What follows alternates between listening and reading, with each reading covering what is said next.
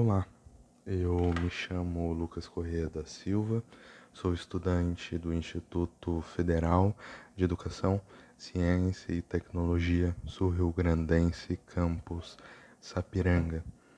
Venho aqui hoje apresentar o meu trabalho enquanto bolsista de iniciação científica, intitulado As Áfricas no Rio Grande do Sul, Porto Alegre e os assentos de óbito dos escravizados, 1801-1802, coordenado pelo professor Dr. Walter Lenine Fernandes.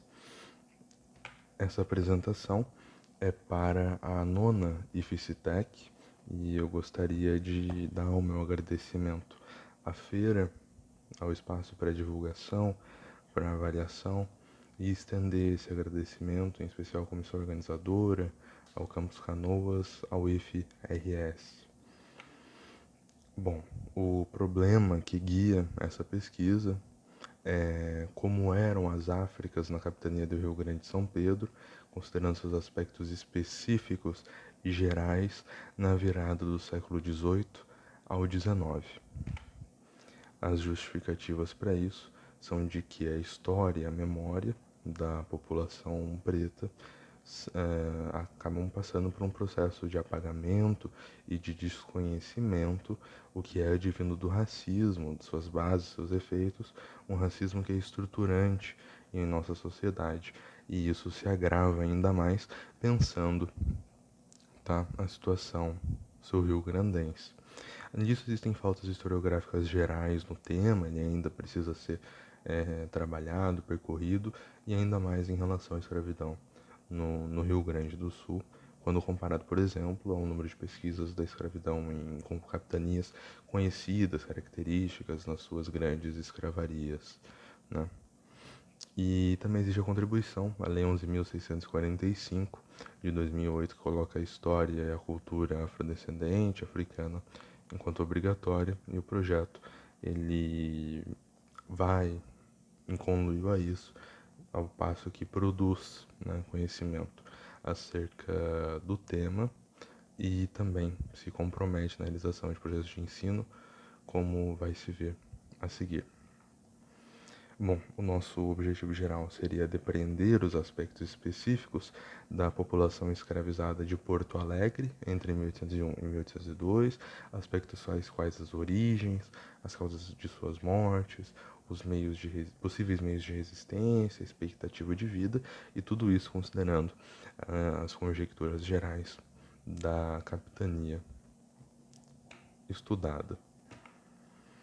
Os aspectos específicos, os objetivos específicos, né, para conseguir esse objetivo geral e uma resposta, seriam então um percurso historiográfico através desse processo de colonização, focando no comércio de escravos, a caracterização da escravidão na colônia lusitana, especificamente na capitania, o entendimento dos termos étnico-raciais da época.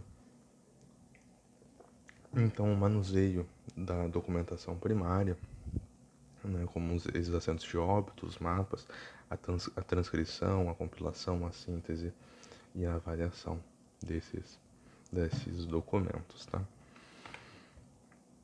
E, como quinto, em simetria, as justificativas do desenvolvimento de um projeto de ensino, o que já está ocorrendo nesse exato momento. O curso que está aí na tela ali vem acontecendo e oferece uma formação acerca das Áfricas com pessoas do NEAB, professores do campus, pesquisadores da USP, da URGS, né? E se consegue dar essa formação que muitas vezes é colocada de lado aos alunos, à comunidade discente do Instituto Federal. E pretende-se no futuro levar isso à extensão. Bom, a metodologia. Os materiais utilizados são mapas da população de 1798 e 1802, encontrados no Arquivo Histórico Ultramarino, Projeto Resgate, para uma visão geral, né? E os registros de óbito dos escravizados nos livros da Matriz de Porto Alegre, para algo mais palpável, da Igreja Nossa Senhora Madre de Deus, ali em 1801, 1802, e eles foram localizados no Family Search. Aqui as referências deles, tá? Uma visualização dos documentos, são super bonitos, né? Eu adoro eles. E no caso seria a transcrição, a compilação, a síntese e análise desses dados, e essa análise quantitativa, com uma abordagem quantitativa, em conluio ali entremeada com os resultados das pesquisas, com o repertório historiográfico, tá? Além de um cruzamento entre as escalas para tentar criar uma associação necessária entre esses elementos. Bom, a partir dos mapas foi possível reconhecer a capitania e a freguesia enquanto localidades pretas, digamos assim, sem sombra de dúvidas, e contando com a população liberta, além da escravizada. Normalmente se refere muito à escravizada, mas levando também a que conseguiu a alforria, os percentuais do contingente preto chegam a 40% em toda a espacialidade, a 50% em Porto Alegre, né? 1798 a mais de 50%. Também se foi possível se relacionar o desenvolvimento da escravidão com a guerra de 1801, porque houve uma expansão das escravarias nas regiões de fronteira, com o alegamento delas durante a guerra referida, tá? E isso também afetou o desenvolvimento das escravarias em Porto Alegre por um crescimento mais nessas outras regiões e menos ali no centro da capitania, centro administrativo, né? E também foi possível explicar essa escravidão e o seu desenvolvimento histórico, mas isso não cabe aqui. Então há os registros de óbito, tá?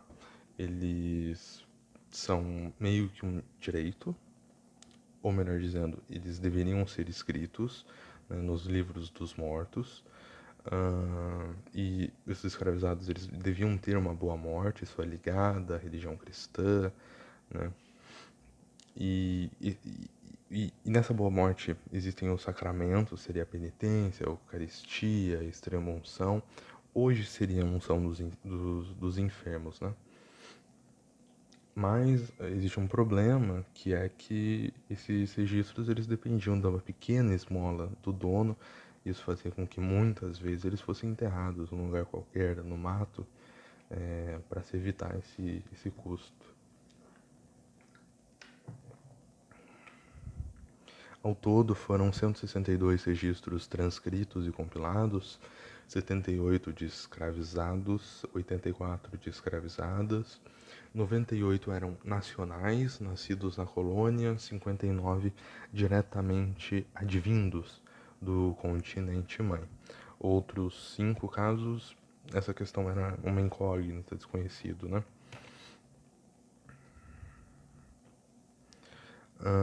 E bom, se percebeu várias coisas, né? Primeiramente, uma altíssima mortalidade infantil, tanto que 40% dos registros eram de crianças até 8 anos de idade, né? A evidência de uma baixa expectativa de vida ali com uma alta mortalidade das pessoas entre 18 e 35 anos, tá? E também raríssimos os casos de pessoas com mais de 35 anos de idade. A expectativa de vida, pelos cálculos, ficava ali em torno de 17 anos. Contudo, né, isso é impreciso, porque muitas pessoas não eram levadas em conta, as idades colocadas não eram precisas, e se precisa ter várias ressalvas, mas se pode constatar aí uma expectativa de vida muito, muito baixa. A principal causa de morte, tá, era a bexigas, a varíola, uma doença terrível, extinta hoje, mas que era muito comum na época, infecciosa. Existiam muitas causas de morte, tá? Muitas. Era muito difícil encontrar principais e essa foi a que mais se destacou.